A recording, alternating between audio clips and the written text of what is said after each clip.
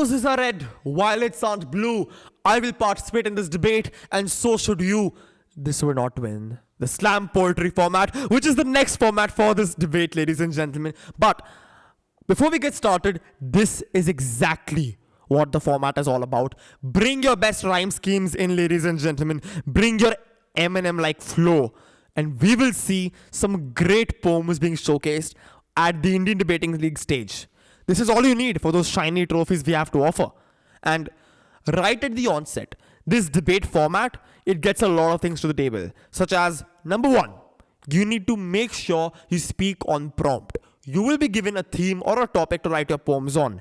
Relatability is a key factor in doing extremely well in these debates, so make sure you're doing that, ladies and gentlemen. Number two, you only have to make sure that your written, spoken, and interpretive skills are extremely high. What that means is, of course, you have to write your poem really well. That's writing skills. You have to write your poem really well. Make sure your rhyme schemes fit. Make sure there's meaning, metaphor, so on and so forth. However, the speaking style is how you say the poem, because there's a particular style in which poems are delivered. And finally, interpretative skills.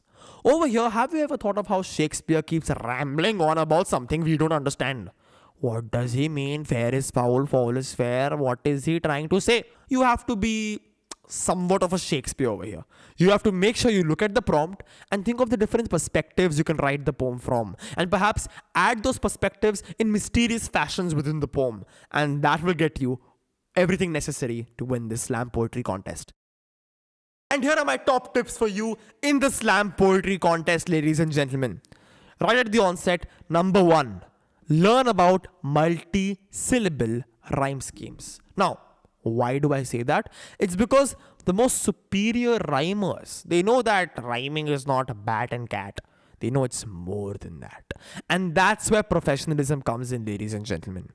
You need to make sure you take complex words, break them down into syllables, and find another word that rhymes in a similar fashion.